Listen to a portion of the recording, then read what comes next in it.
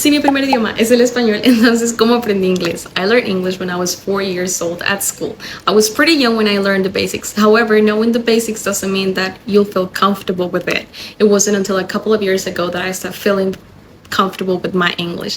And now I date someone who only speaks English, Sana sana, colita de rana. so I better feel comfortable with it. Here I'm gonna give you some tips and tricks that help me with my English. First, stop translating every single word.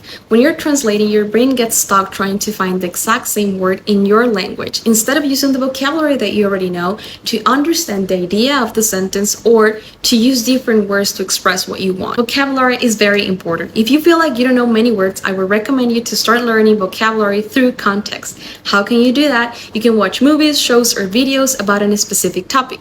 For example, let's say you're watching a cooking show. In the show, they say, we're gonna cook this meal and we'll need the stove, some utensils, and a bowl. You're not only hearing the words, you're seeing the objects and reading the subtitles in English. This makes it much easier to remember and understand. Expose yourself to the language and practice as much as you can. You don't need another person to practice, and that's why I created this phrasal verb guide with 60 phrasal verbs divided in 3 levels. Each level includes exercises for you to practice and start using these expressions in real situations.